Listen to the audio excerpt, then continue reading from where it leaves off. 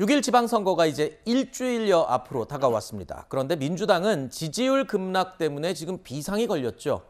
분위기가 심상치 않게 돌아가자 박지원 공동비대위원장이요, 어제 예정에 없었던 대국민 사과 기자회견을 열었습니다.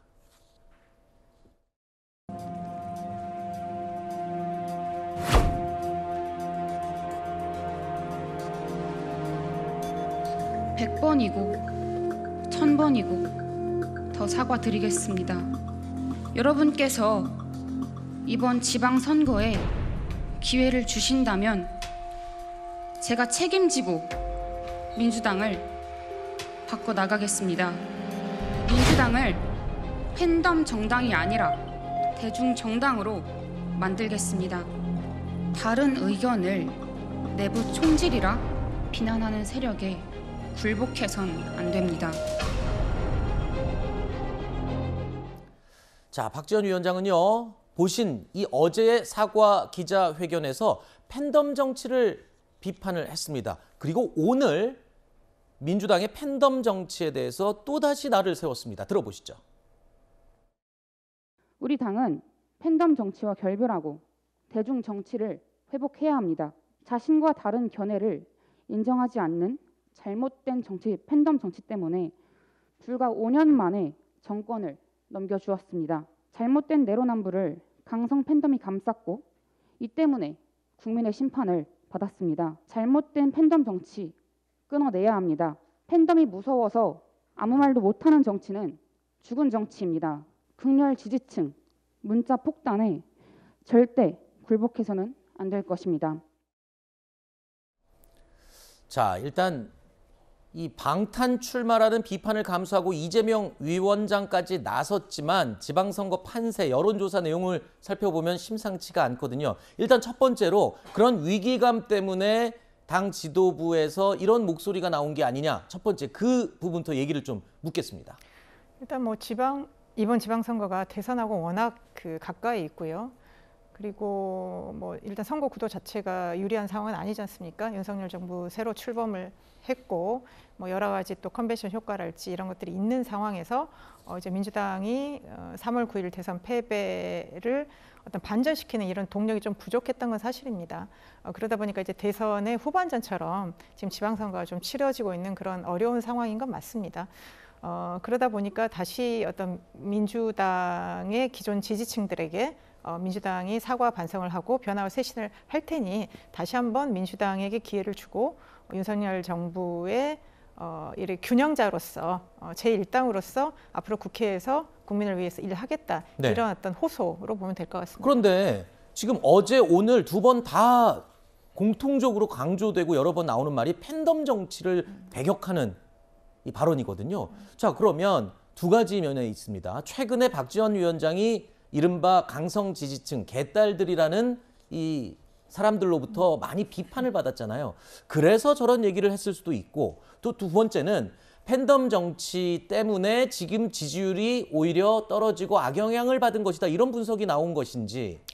그러니까 이제 박지원 비대위원장은 기존의 민주당 정치인도 아니고 이제 정치를 해본 입장이 아닌 상태에서 네. 아마 대선 패배 후에 민주당을 봤을 때 굉장히 민주당이 문제가 많다. 그리고 그 중에 가장 큰 요인이 팬덤 정치의 부작용이다라고 아마 판단을 한 것 같습니다. 네. 그런데 이제 저는 어제 오늘 이런 것들이 지금 선거를 일주일 앞뒀습니다. 그래서 당내 어떤 새로운 어떤 논란이 되는 거는 좀 걱정스러운 부분은 있습니다. 네. 민주당이 물론 여러 가지 어려운 점도 많이 있고 특히 이제 팬덤 정치가 민주당만의 문제는 아니고요. 네. 지금 어떻게 보면 어떤 지금 집단에서나 일어나고 있습니다. 매우 강하게 어떤 걸 지지하는 것들이 전 세계적인 현상이기 때문에 당도 이제 그런 목소리가 강하긴 하지만 또 그런 목소리가 또 전부는 아닙니다. 그래서 네. 기존의 당내 오래된 당원들과 새로 또 유입된 당원들 그리고 밖에서 또 민주당을 지지하는 사람들의 다양한 목소리들을 잘 융합해서 새롭게 가는 것이 또 저는 지도부의 역할이라고 생각합니다. 네. 자, 박지원 위원장은 어제 기자회견에서 또 강한 자성의 목소리를 반복했습니다. 그러면서 우리 편 잘못에 더 엄격한 민주당이 될 것이다라는 약속을 하기도 했는데요. 최근에 논란에 휩싸였던 최광욱 의원 그리고 박완주 의원 등을 겨냥한 발언이다라고 해석이 나오고 있습니다. 특히 오늘은 6일 지방선거 전에 최광욱 의원 징계 절차를 마무리 짓겠다라는 못을 받기도 했는데 자, 이런 발언들 역시 최광욱 의원을 감싸면서 자신의 사퇴를 요구하는 강성 지지층, 이른바 개딸들에게 정면 돌파를 선언한 것이다. 뭐 이렇게 해석도 하고 있는데 외부에서 보실 때는 어떻게 느끼십니까, 지금? 박지원 비대위원장이 하는 말 한마디 한마디는 말인즉슨 다 옳습니다. 네. 다 옳아요. 반성도 해야 되고 성찰도 해야 되고 개혁해야 되고. 근데 지금 민주당에게 부족해 보이는 것은 실천입니다. 행동이고. 사실 박지원 비대위원장은 비대위원장 아닙니까? 그 비대위에서 송영길, 이재명 두 후보를 이번에 출마하게 만들었잖아요. 최종 도장을 거기서 찍은 거 아닙니까? 그런 일을 다 해놓고 지금 박지원 비대위원장이 나홀로 사과를 지금 하고 있단 말이에요. 그러니까 진정성이 없어 보이는 겁니다.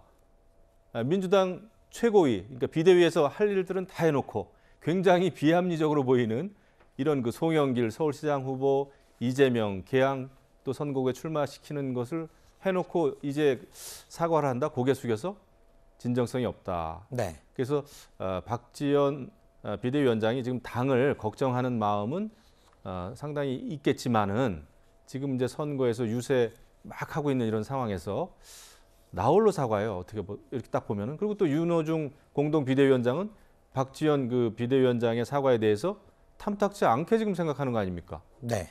그러면 이게 무슨 사과죠?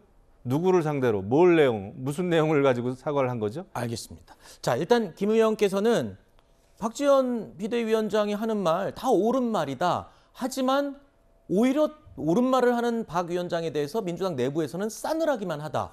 그리고 박지원 비대위원장의 발언들 때문에 지금 되레 이 민주당 내부 분열의 조짐까지 보이는 게 아니냐, 이런 지금 얘기가 나오거든요.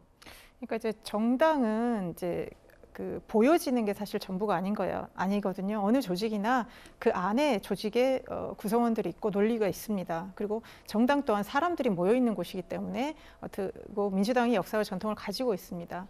그리고 이제 박지원 비대위원장 같은 경우는 2030 여성들, 특히 청년들한테, 그리고 민주당의 어떤 변화와 이런 것들을 보여줄 수 있는 또 그런 역할을 맡고 있습니다. 네. 그러다 보니까 그 어떤 민주당 내부 구성원과 또 밖에 보여지는 것 사이에서 약간 괴리가 또 있을 수는 있습니다.